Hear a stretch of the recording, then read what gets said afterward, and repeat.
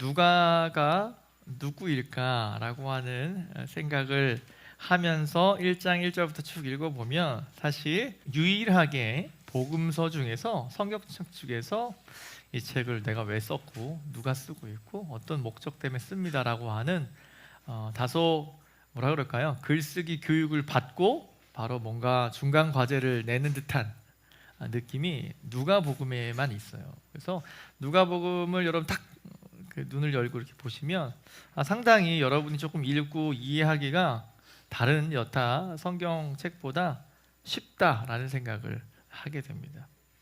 여러분 누가는 데오빌로라고 하는, 여러분 성경을 펴셨으면 좋겠고요. 뭐 어플도 좋고요. 1장 1절 이렇게 쭉 눈으로 한번 스kim 해보시면 이렇게 1절 2절 하면서 3절에 보면 나도 1인 1칭이 나와요. 누가인 나도 데오빌로 각하에게 차례대로 써보내는 것이 좋은 줄 알았습니다. 그러니까 이 책을 데오빌로라고 하는 사람한테 뭔가 쓰는 것 같아요, 이야기를.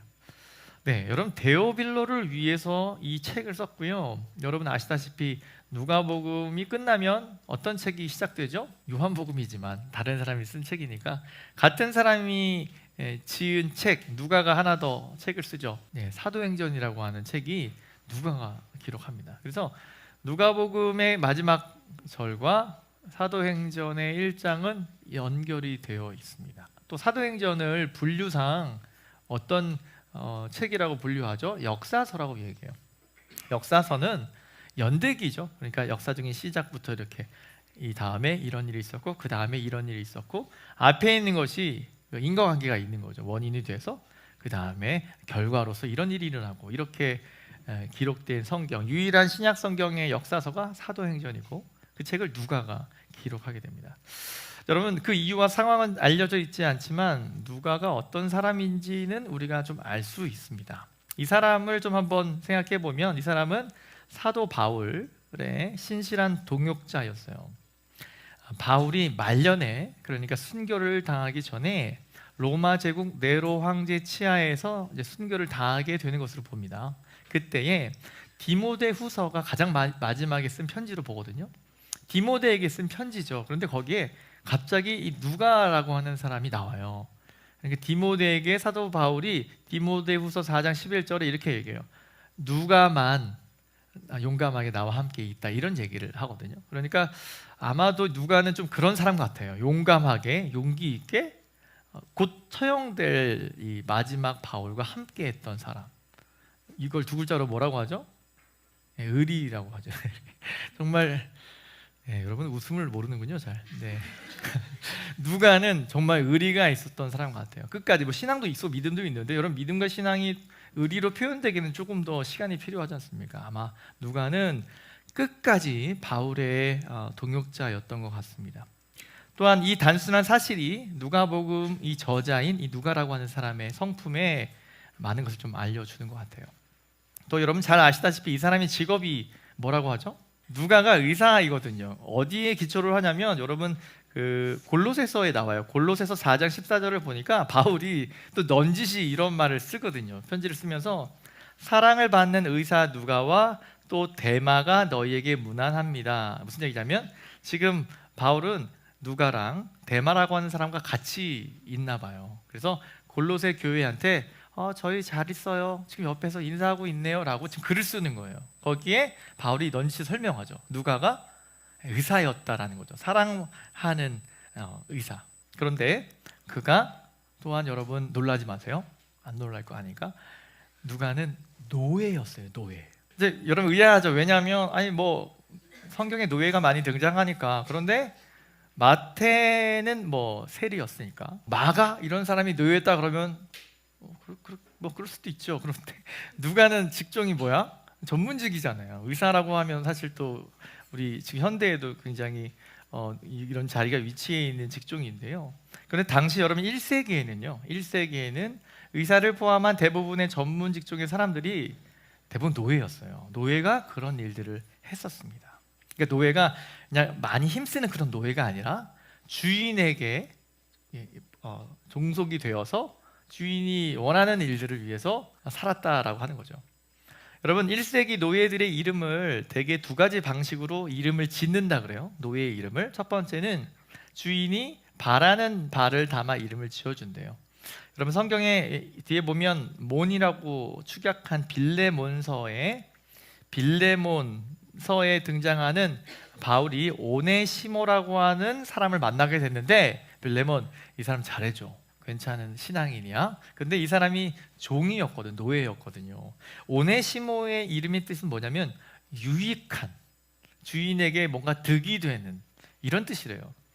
그러니까 그 사람이 주인에게 종속된 그런 노예인 것으로 보통 추정을 하게 됩니다. 또 두 번째 노예의 이름을 네이밍을 하는 방식이 있는데, 주인의 이름을 좀 줄여서 이름을 하기도 한대요. 그러니까 종민이가 저의 종이면 MJ라고 얘기를 할 수가 있는 거, 제 이름을 축약해서 이런 식으로 주인과 노예와 종민아, 그죠? 그렇게 불렀다고 합니다. 근거들이 몇 개 있는데요. 바울의 제자였던 여러분 데마, 그런 데마가 아니에요. 이름의 데마도 노예 출신으로 봐요. 왜냐하면 당시에 드미트리우스라고 하는 되게 유명했던 친구가 있거든요. 그 친구의 이름을 줄여서 데마라고 이야기했대요. 그래서 아마 이 친구의 노예 중에 하나가 데마가 아니었겠는가라고 많은 사람이 얘기합니다. 또한 이 누가 역시 루시우스라고 하는 이름에서 파생되거든요. 그래서 누가도 본명은 따로 있었겠죠. 아마 요한인가 그럴 수 있습니다. 여튼 본명은 잘 모르겠지만 누가라고 하는 그 이름도 누가 지어준 거예요. 네, 주인이 지어준. 그러니까 누가 자신도 노예에 매여 있음에 대한 것을 누구보다도 잘 아는 사람이었다라는 것이죠. 제가 이 이야기를 왜 드리냐면, 누가복음을 시작하기 때문에 그냥 드리는 말씀은 아닙니다. 누가가 그러한 상황 가운데서 물론 전문 직종에 있는 일이지만, 생명을 살리는 귀한 일을 하는 사람이지만, 노예에 갇혀 있는 신분으로서 주인에게 또 나와 비슷한 사람들에게 호소하고 이야기하려고 하는 그 예수 그리스도의 복음이 이에게는 굉장히 중요했기 때문이에요. 누가복음은 예수님이 탄생하시기까지의 일에 관하여 다른 복음서들보다 더 많은 정보가 실려요. 우리는 그래서 누가가 보여주는 한 여인, 이 마리아라고 하는 성모 마리아죠. 네, 그 마리아에 대한 이야기를 우리가 함께 나눠보려고 하는데, 우리는 마리아에게서 기꺼이 주님의 종이 되려고 했던 그 마리아를 우리가 함께 나누면서 은혜와 도전을 받기 원합니다. 미국의 성공의 신약학자인 이 스캇 맥나이트 목사님이 이런 말을 했어요. 정경에서, 그러니까 성경에서 1세기에 살았던 그 마리아를 제대로 알게 되면 그녀가 우리에게 예수님을 가르쳐주고 예수님에 관하여 아주 많은 이야기를 말하고 있음을 알게 됩니다. 무슨 얘기냐면, 마리아의 오늘 우리가 보고 있는 이 스토리에서 예수 그리스도의 이 복음이 아주 잘 더 많이 들어있다라고 하는 것을 우리가 깨달을 수 있다라고 하는 거죠. 오늘은 우리가 하나님이 마리아를 부르시는 장면을 볼 거고요. 우리를 구원하시기 위해서 예수님을 보내시는 하나님의 놀라운 역사가 바로 이 소녀에게, 10대 소녀였을 마리아에게 시작됨을 우리가 함께 나눌 겁니다. 가브리엘 천사에게서 하나님이 위대한 약속을 이루기 위해서 자신을 사용하시리라고 하는 이야기를 듣지요. 하나님의 종으로서 주님의 뜻에 순종하는 마리아 모습을 우리가 보게 되는데, 그것은 저와 여러분의 아주 중요한 모범이 됩니다. 우리도 살면서 하나님의 부르심에 순종해야 할 때가 있음을 우리는 알아야 합니다. 값비싼 대가를 치르더라도 순종해야 하는 순간이 우리에게도 있는 것이죠. 마리아처럼 우리도 하나님의 종이자 그리스도를 따르는 제자로서 순종을 통해 주님을 높여드리는 우리가 되었으면 좋겠습니다. 첫 번째로 그녀에게 우리가 볼 수 있는 내용은, 그녀는 이해하기 힘든 하나님의 계획에 자신의 삶을 맡겼다는 거예요. 쉽게 이해할 수 있죠. 누가복음에 이 별칭이 하나 있습니다. 여성의 복음, 여성의 복음 이런 말이에요. 여성의 성경 이런 얘기를 합니다. 왜냐하면 노예 출신이었던 의사였던 누가가 당시 사회에서 홀대받던 사람들에게 관심을 보인 것은 어떻게 보면 당연할 거예요. 저는 의사가 아니라 잘 모르겠지만 이 시기에 우리 동네에서 가장 아픈 분들이 대충 어떤 삶을 사는지 대략 알 수 있는 분이 누굴까요? 저는 의사 선생님들이라고 생각합니다. 의료인들은 이 지역에 어떤 환자들이 많고 이런 어려움들이 많다라고 하는 것을 대략 이렇게 진료를 보면, 물론 그런 진찰을 통해서 이런 병환을 다루겠지만 다 알게 되죠. 아, 저분이 어떤 분이구나. 이런 삶을 사시나 보다. 그런 것들을 보게 되는 거죠. 복음서 전체에서 예수님이 하시는 일을 가장 먼저 이해한 사람들이 누구라고 누가는 보여줍니까? 바로 여성이라고 말해요. 시작부터 그렇습니다. 여러분 이제 1장을 쭉 읽어보면요, 이제 5절부터, 그러니까 1장 1절에서 4절까지는 이제 뭔가 그런 강론이죠. 저는 누구고요, 이런 내용으로 글을 쓰려고 합니다. 오케이. 그 다음 이제 본격적으로 이야기가 5절부터 전개가 되는데 누가 나오냐면 제사장을 설명해 줘요. 여러분, 제사장 그러면 조금 하면서도 전통적이며 뭐 당시 기득권이라고 할 수 있는 아주 촉망받는 사람이겠죠. 사가랴와 엘리사벳, 이 남편과 아내를 설명해 주면서 아이가 없었습니다, 이런 얘기로 해요. 그러면서 13절에 보니까 천사가 나타나서 그 제사장에게 얘기해요. 너 아이 없지? 너 이제 아이 있을 거야. 이름은 요한이라고 해라. 근데 이 제사장이 그 말을 할렐루야 아멘 이렇게 들어요? 듣지 않습니다. 듣지 않거든요. 불신앙에 섞인 대답을 하고 그러면서 어떤 벌을 받습니까? 뭐 좀 이렇게 표현할게요. 20절에 보니까 말을 못하는, 뭐 할 때까지? 네, 아이가 낳을 때까지, 진짜 일어날 때까지 벌을 받는. 그러니까 이렇게 시작되는 거죠. 당시에 가장 촉망받던, 정말 멋져 보이고 가장 위치가 있었던 이 제사장이 하나님이 하시려고 하는 일을 이해해요? 이해하지 못해요? 이해하지 못한 스토리가 나와요. 물론 아까 말했던 신비한 뭐 벙어리가 되고 이런 사건이 나오냐, 그 다음에 똑같이 천사가 나타나서 물론 구원자 예수를 낳게 될 것이다라고 얘기하지만 그것을 이해하고 받아들이는 사람이 누구였어요? 마리아였다라고 하는 대조를 보여주는 거죠. 여러분, 제사장인데도요, 하나님이 하시려고 하는 일을 이해하지 못해요. 그것을 누가가 지금 표현하고 있는 거예요. 그런데 평범한 여인이었던, 소녀였던 그 마리아는 하나님의 일을 어떻게 해요? 그냥 직관적으로 이해해요. 받아들인다고 봐야겠죠. 이해라기보다 받아들이죠. 누가는 복음서를 쓰는 이유를 간략히 소개하고 나서 예수님의 사촌인 세례 요한의 잉태에 관한 기적적인 약속으로 예수님이 이야기를 시작하는데, 이 두 이야기가 큰 대조를 보여주죠. 사가랴와 엘리사벳 부부는 요한이라고 하는 아이를 낳게 되고, 결혼하지 않은 처녀였던 마리아는 예수님을 낳을 것이라고 하는 것. 불가능한 약속이에요. 둘 다 비슷한 성격입니다. 두 번째는 더 비교하자면 더 불가능한 거죠. 여러분, 동정녀 마리아의 탄생에 이거 다 둘까? 좀 거치게 하죠. 여기 좀 도와주세요, 종민 씨. 네, 우리 종민이가 사랑합니다. 네, 그 어디 얘기 나왔지? 네. 불가능한 약속의 측면에서 보면 두 사건 모두 불가능하죠. 노년의 아이를 갖는다는 건 있을 수 없는 이야기. 또 여러분, 동정녀 마리아에 의해서 잉태되시고가 사도신경에 등장을 하고요. 여러분 중에 이 사실을 믿는 분이 있겠고 믿지 않는 분이 있을 수 있어요. 예수님에 관한 이 복음의 신비는 이 마리아가 동정녀, 처녀여야만 가능한 일입니다. 누가 이것을 증명해낼 수 있을까요? 누구만 알죠? 저도 사실 몰라요. 믿음으로 받아들이는 거지. 근데 누구든 알까요? 도와주세요. 한 사람? 마리아는 아는 거죠. 마리아는 아는 거죠. 당시에 여러분 로마 병정에 의해서 많은 아이들이 강간을 당하고 버려졌습니다. 물론 사실 여러분 그런 기록은 성경 말고도 되게 많은 일들이 있지 않습니까? 마리아는 그런 불운의 한 주인공으로 여기는 사람들이 굉장히 많습니다. 예수님은 사생하다라고 하는 주장이죠. 우리는 그런 주장을 성경적이지 않다고 이야기하는 거죠. 우리는 보지 않았기 때문에 그렇게 말할 수밖에 없어요. 그러나 성경은 어떻게 말합니까? 동정녀가, 남자를 알지 못하는 이 소녀인 마리아가 천사의 이 이야기를 듣고 어떻게 한다는 거예요? 받아들인다는 거죠. 불가능한 약속이 누구를 통해서 이루어집니까? 바로 가난하고 소외된 사람들을 통해서 이루어진다는 거예요. 이 이야기를 지금 1장에서 누가가 좀 하고 싶은 거죠. 마리아 집은 어떤 집이었나요? 가난한 집이었어요. 가난한 집에 비전이 없어 보이는 한 소녀.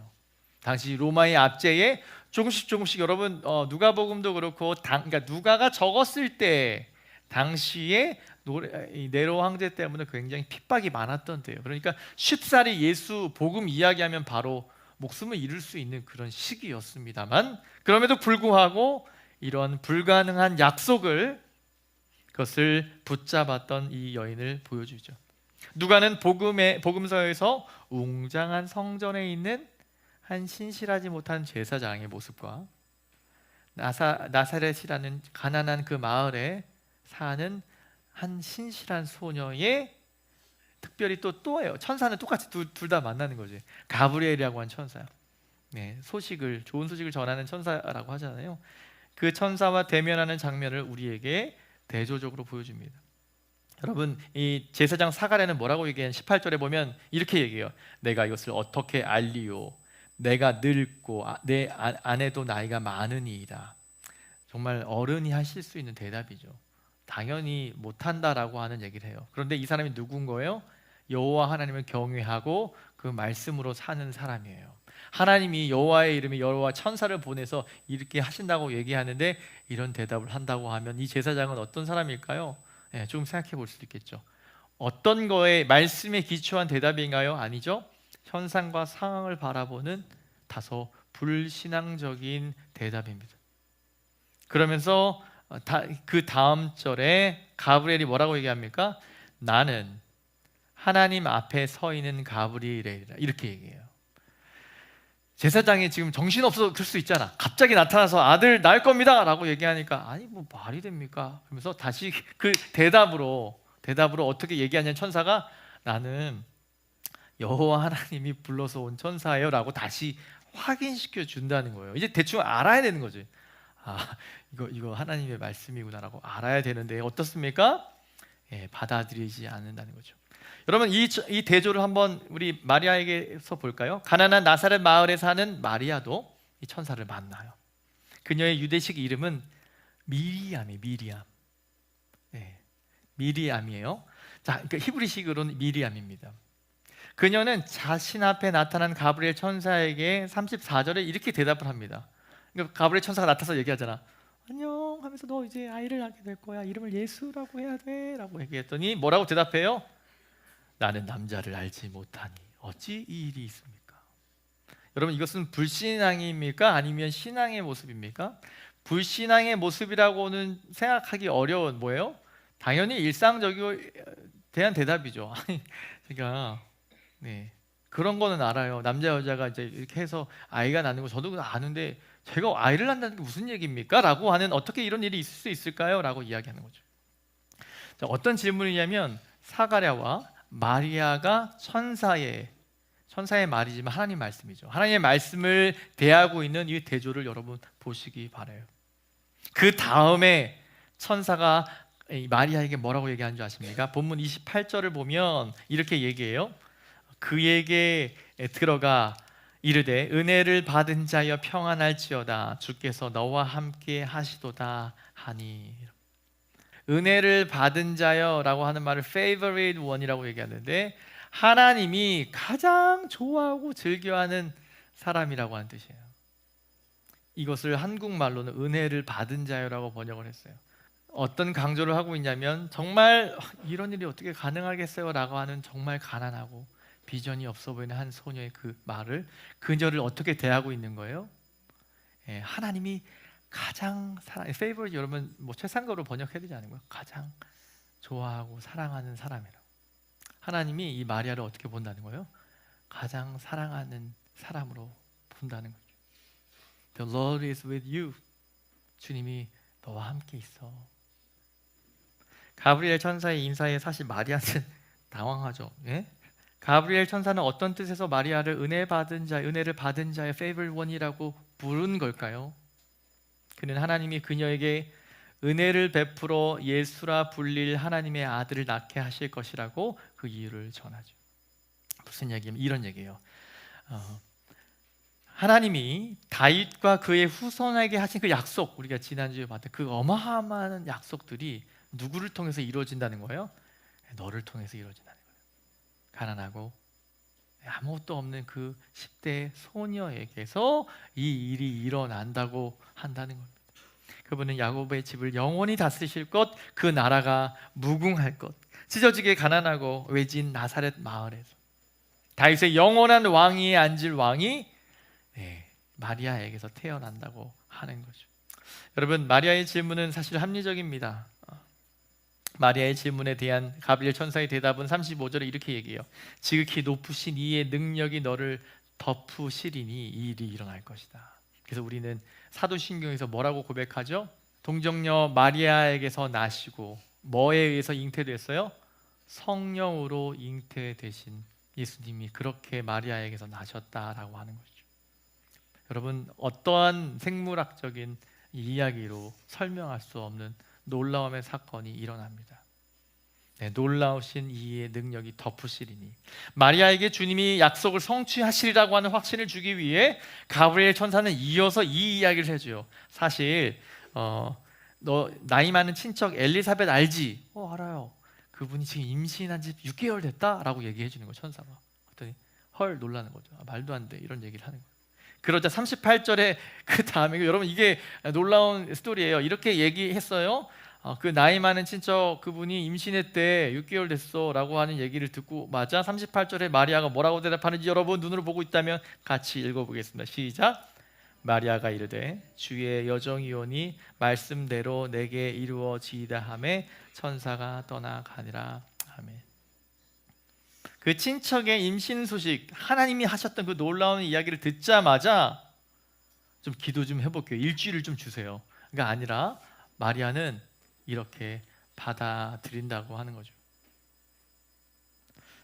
마리아가 믿음으로 응답한 것이죠. 그녀는 자신을 주의 여종이라고 말해요. 주의 여종, 주님의 종입니다. 이것이 마리아의 정체성이었어요. 여러분, 종에게는 뭐가 없습니까? 뭐가 없을 때 종이라고 얘기해요? 선택권이 없을 때. 주의 여종이오니 그 일이 내 삶에서 이루어질 겁니다라고 얘기하는 거죠. 10대 소녀가 아이를 가졌습니다. 나는 진짜 아닌데 다 부모들도 그렇게 안 볼까요? 그렇게 보겠죠. 너도 당했구나. 그런 불은 그냥 얼굴 가리고 그냥 호적에서 정리하자. 조용히 살자.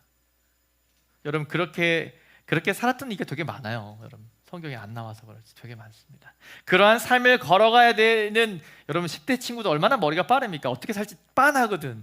그런 삶을 이 믿음으로 이 마리아는 그냥 집어 삼켜 버린다는 거죠. 주인에게 모든 것을 맡겨 드리는 것, 그 주인이 누군 거예요? 우리 하나님이셨어요. 우리 이 다윗의 자손으로 오신 그 위대한 일이 나를 통해서 일어난다고. 이제 어떤 삶이 됐을까요? 여러분, 네티비티 스토리나 이런 것을 통해서 보면 좀 시각적으로 볼 수 있는 그 마리아의 역할을 했던 그 배우가 아이를 건강하게 낳기 위해서 엄청 노력을 합니다. 당연하죠. 엄마가 아이 낳는다는데. 물론 그런 메타포 말고요. 진짜 이 아이는 어떤 아이인 거예요? 아빠가 없잖아. 뭐 경험도 없겠고 저도 없습니다만 정말 하나님께서 성령으로 인해서 신비하게 잉태된 그 사건들, 반드시 잘 낳아야 되고 건강하게 내가 키워야 된다고 하는 나름 엄청난 명분이죠. 우리 아들 좋은 거 먹여야 되고 하는 어떤 이기심이 아닌 다른 기초의 삶. 여러분, 마리아 말고 이런 거 경험한 이는 없는 것 같아요. 마리아는 주님 앞에 모든 것을 맡겼기 때문에 그런 삶을 삽니다. 마리아는 제사장처럼 많은 지식은 없었어요. 사실 뭘 배웠겠어요? 10대 소녀가 율법을 어디까지 읽고 쓰고 할 수 있었을까요? 네, 제사장처럼 많은 지식은 없었습니다. 하지만 내면에 뿌린 깊은 신앙과 믿음이 있었기에 뭐 할 수 있었어요? 네, 순종할 수 있었죠. 그녀는 자기의 삶을 향한 하나님의 그 어려운 계획, 놀라운 계획이라고 포장하지만 어떻게 적용되는 거예요? 이제 당시 시대가 만들어진 그 프레임의 삶을 살아야 될 그 인생을 걸어가야 됐어요. 그런 하나님의 어려운 계획에 정확한 순종할 자세로 그 말씀을 드렸습니다. 교회 역사를 보면요, 예수님을 따른 제자들은 모든 것을 바쳤음을 알 수 있어요. 요한을 제외한 나머지 사도들은 신실한 예수님을 향한 믿음의 대가로 다 순교를 당했습니다.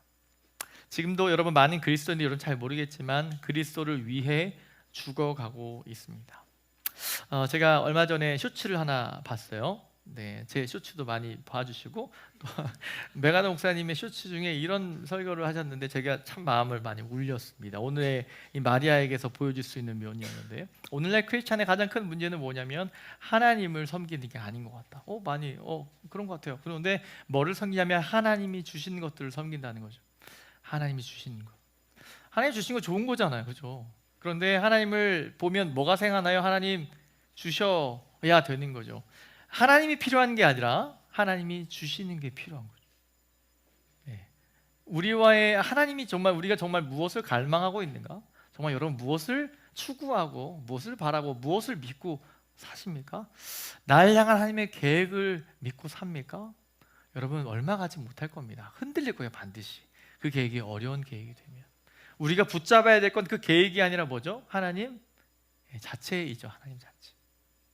여러분 오늘날 많은 기독교의 풍조가 믿음을 가볍게 여기거나 만사 형통의 수단으로 여기는 것이 문제라고 하는 사실을 여러분 아셔야 합니다. 믿음을 가볍게 여기거나 여러분 이 만사 형통의 수단으로 여기는 우리 안의 생각들을 여러분 내려놓으셔야 합니다.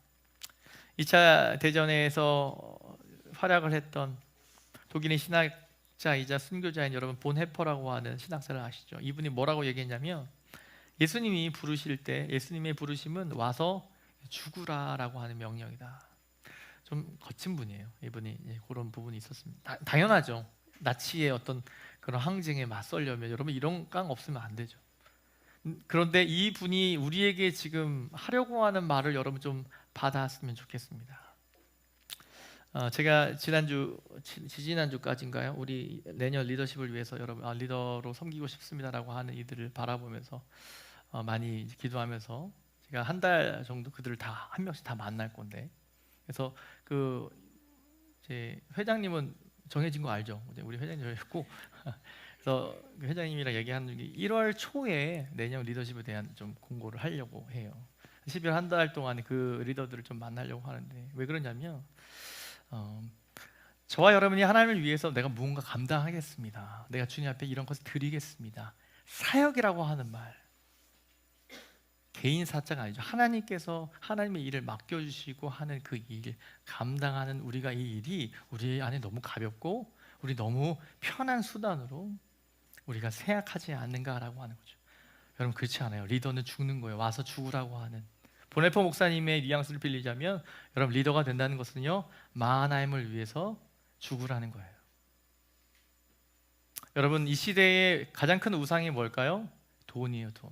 주님이 저와 여러분을 그런 억만장자가 되든 그런 부유한 크리스찬 부여로 하나님께서 세우실 때 어떤 시기를 거치게 할까요? 여러분 안에 있는 소중해 보이는 그 10,000원짜리 한 장을 주님을 위해서 쓸 수 있는가를 다뤄보지 않을까요? 저는 아주 명확하다고 생각합니다. 여러분 중에 이 헌금 생활이나 주님 앞에 이 물질을 사용하는 데 인색한 마음이 있다면 여러분 다 내려놓으세요. 다 내려놓으세요. 여러분에게 가장 소중한 것 주님을 위해서 드릴 수 있는가? 이거는 딜도 아니고요. 주님께 인서트 코인 하는 것도 아니에요. 주님을 사랑한다면 주님을 사랑하는 자리 위해서 헌신할 수 있는 것. 그런 믿음의 본이 없이는 여러분 생명이 살 수 없습니다. 적당히 타협하고 여러분 적당히 돼서 이루어질 수 없는 것 여러분 알잖아요. 복음서를 읽을 때 예상이 빗나가고 기존의 가치관이 전복될 것에 대한 마음의 준비가 항상 되어 있어야 해요. 예수님은 세상에서 저와 여러분의 안락한 삶을 약속한 적이 없습니다. 오히려 마태복음 16장 24절 자기 십자가를 지고 나를 따를 것이니라. 주님 따라갈게요. 와. 근데 너 그거 가져와야 돼, 십자가. 주님, 제가 주님 앞에 헌신하겠습니다. 너무 멋져 보이죠? 저도 사역이 되게 멋졌어요. 제 롤모델이 계셨거든요. 그 목사님 너무 멋지셨어요. 난 그렇게 되고 싶었어요. 근데 지금도 쫓아가지 그분이 되가라고 그런 것이 아니라 주님이 그런 길을 가게 하지 않으셨어요. 늘 하나님께서 사용하시는 자리에 늘 언제나 경험되는 것이 바로 이것입니다. 신약의 예수님 이야기가 시작되는 이 시점에 가장 어려운 쉽지 않은 하나님의 부르심에 응답한 한 젊은 여성의 담대한 믿음을 우리는 보고 있습니다. 주의 여정이오니 말씀대로 내게 이루어집니다 라고 하는 마리아의 대답은 저와 여러분에게 인생 어떻게 살아야 되는지를 아주 잘 보여준다고 생각합니다. 그게 두 번째로 마리아는요, 하나님의 선하심과 자비하심을 찬양합니다. 제가 아까 좀 말씀드렸는데 마리아가 히브리 유대식 이름은 미리암이에요. 미리암 하면 누가 생각나요? 모세의 누나. 그렇죠. 모세의 누나가 미리암이었어요. 출애굽기 15장에 보면 홍해를 건너고 난 다음에 장난 아니잖아요, 여러분. 홍해가 갈라졌어요. 거기에 그리고 여러분 뭐예요? 그 따라오는 애굽 그 람세스와 모든 군한 뭐 탱크들이 다 어떻게 됐어요? 바다에서 다 수장됐죠.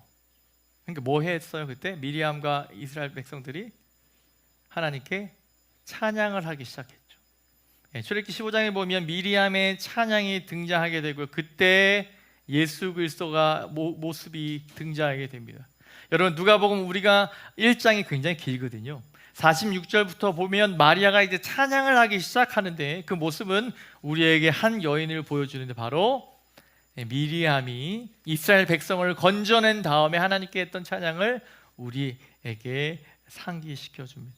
여러분 그녀의 정체성은 하나님의 부르심에 뿌리를 두었기 때문에 어떤 어려움에도 흔들리지 않았습니다. 마리아는 위대하신 구원의 주님을 찬양할 수 있었어요. 이렇게 묻겠죠. 저도 찬양하는데요. 저도 아까 20분 찬양했는데요. 아니야. 여러분 그건 찬양 아니에요. 지금 성경이 찬양이라고 이야기하는 즈음에 되려면 여러분 가운데 그 하나님의 엄청난 계획으로 사는 삶이 있어야 돼요. 마리아는 이 어마어마한 계획을 품고 주님 앞에 찬양하는 삶으로 나아가게 되는 것입니다. 여러분 이것이 헤세드의 이 자비의 원리입니다. 자비라고 하는 것은 받을 자격이 없는 자에게 주어지는 최고의 선물입니다. 하나님이 자기 아들을 보내주심으로써 베푸신 자비에 인간은 시와 노래로 응답합니다. 노래는 산문보다 마음의 동요나 상상의 나래를 잘 표현해내죠. 그래서 찬양이 참 의미가 있어요. 노래할 때마다 그 노래와 관련된 기억이 떠오르잖아요. 공동체가 한 목소리로 노래할 수도 있어요. 또 뭐 혼자 하실 수도 있죠. 우리는 하나님을 높이는 마음을 노래로 표현함으로써 진짜 우리의 삶의 예배를 현실화해 내는 것이죠. 그런 의미에서 찬양을 하시고 찬양을 여러분 지어내시고 여러분 계속 들으시고 이런 말씀을 많이 들었습니다. 우리는 하나님께 어떤 것도 기대할 권리가 여러분 없어요. 우리의 기도 제목은 수정되어야 됩니다. 이제부터. 그럼에도 하나님은 우리에게 모든 것을 주시죠. 이 소녀에게 우리 모두에게 자기 독생자까지도 다 주십니다. 이것이 하나님의 사랑입니다. 마지막 세 번째로 마리아는 하나님이 자기 백성이 하신 약속들을 지키실 것을 확신하게 됩니다. 당연히 내 아이가 이 아이를 키우기 위해서 여러분 참 그런 이런 스토리는 참 굉장히 해피엔딩이 아니잖아요. 여러분 인간적으로 한번 마리아의 삶을 한번 보십시오. 우여곡절의 10대나 그 시기를 겪었어요. 근데 빨리 그 약혼을 했던 요셉이 괜찮았던 친구였잖아요. 버리지 않고 보호해 주죠. 자신의 아이라고 하는 말은 아니지만 약혼한 그녀가 아이를 잘 낳을 수 있도록 잘 보호해 주죠. 그 스토리가 구유에서 나오는 그 스토리가 돼요. 그 다음 말이야. 여러분 요셉은 저기였나요? 대기업에 다니는 사람이었나요? 그렇지 않아요. 목수였어요. 당시 목수는 여러분 의사보다도 더 못한 노예와 그런 사람이었습니다. 그런 삶을 살았습니다. 일찍 요셉은 죽은 것으로 봐요. 그러면 큰 아들이었던 예수님의 동생이 4명이 있는 거 성경에 나오거든요. 진짜 요셉과 마리아에서 태어난 아들들. 그 녀석 얼마나 많이 먹었을까요? 툭하면 피자 사달라, 치킨 사달라 안 했을까요? 형이었던 예수님은 아이 어머님을 모시기 위해서 열심히 의자를 만들거나 책상을 만들었을 겁니다. 여러분 그 스토리 가운데 마리아의 눈물이 왜 없었겠어요? 여러분의 어머니나 여러분 우리가 생각할 수 있는 대한민국의 많은 우리 믿음의 어머니들을 떠올릴 수 있지만 조금 성격이 다른 부분이 있죠. 예수를 통해서 저 인생을 통해 하나님의 행하실 일들을 늘 마리아는 리마인드하고 리마인드했었어요. 어쩌면 하루 오늘 진짜 힘들어, 나 진짜 못 해먹겠어. 예수를 보면 미안합니다 예수님. 이 소년이었던 공부를 잘 하셨었겠죠. 예수님을 보면서 마리아가 이런 생각 안 했을까요? 괜히 내가 그때 가브리엘 천사한테 얘기해가지고 내가 이렇게 살지. 이런 생각을 안 했겠지만 저는 상상의 나라로 해봤습니다. 얼마나 고달픈 인생이었습니까? 저는 마리아가 아니에요. 여러분도 그렇죠. 저는 유대인이 아닙니다. 여러분 그렇죠. 그럼 과연 우리는 이 본문에서 무엇을 보고 있죠? 마리아를 통해서 주님이 우리에게 뭐를 말해주려고 하는 거예요? 한 사람의 신앙인이 그 인생을 어떻게 지켜나가는지 보여주는 거예요. 그가 걸었던 이 마지막 세 번째는요, 하나님이 이 약속을 지키실 거라고 하는 확신으로 예수님을 키워냅니다. 여러분, 그분이 30이 되셔서 십자가에 달려 돌아가실 때까지 그분의 믿음은 마리아의 믿음도 더 성장했겠죠. 하지만 날마다 찬양하고 주 앞에 부르짖고 그렇게 확신하며 나아갔을 거예요. 마리아의 노래는 세상이 뒤집히게 되리라고 하는 진리를 찬양하는 후렴구로 끝이 나는데요, 51절로 55절을 여러분 같이 읽을 수 있으면 같이 읽어주고요, 들으셔도 좋겠습니다. 51절 로 55절 읽겠습니다. 시작. 그의 팔로 힘을 보이사 마음의 생각이 교만한 자들 흩으셨고 권세 있는 자들을 그 위에서 내리치셨으며 비천한 자를 높이셨고 줄인 자를 좋은 것으로 배불리셨으며 부자는 빈손으로 보내셨도다. 그 종 이스라엘을 도우사 긍휼히 여기시고 기억하시되 우리 조상에게 말씀하신 것과 같이 아브라함과 그 자손에게 영원히 하시리로다 하니라. 아멘.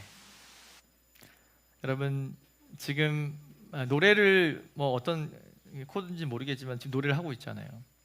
가사를 적었죠. 가사의 내용이 뭐예요? 하나님이 어떻게 하신다는 거죠? 뭔가 뒤집히는 거예요, 세상이. 그죠? 세상이 뒤집히게 되리라고 하는 진리를 후렴구로 굉장히 이제 라임을 걸어서 하고 있습니다. 마리아의 표현을 보면 그녀의 마음과 머릿속에 늘 읽어왔던 구약의 어떤 시편이나 이런 찬양들이 가득했음을 알게 되죠. 그녀는 노래하는 순간만큼은 마치 다윗처럼 시편의 기자와도 같았던 것 같아요. 여러분, 시편 기자는 절망적인 상황에 비통함을 느낄 때면 과거 하나님이 베푸셨던 은혜를 자주 돌아보며 기억하고 이렇게 인용하는 것들이 되게 많았거든요. 그래서 출애굽기 15장에 모세의 누나였던 미리암이 또 같은 방식으로 옛일을 회상하며 손에 소고를 들고 새로운 희망을 노래했었던 것, 아주 유사하게 마리아도 이렇게 인용하면서 우리에게 이 내용을 보여주는데, 하나님이 약속을 지키실 것이다 라고 하는 강조점으로 뭐라고 얘기하죠? 세상을 뒤집어 엎는 역사를 말하고 있어요. 여러분, 대한민국 사회 여러분 마음에 드세요? 여러분 지금 뭐 취준일 수도 있고 지금 뭐 몇 년 차일 수도 있고 고쳐야 될 게 얼마나 더 많습니까? 얼마나 많은 일이 우리를 통해서 우리가 정말 닮지 말아야 될 것이 얼마나 많습니까?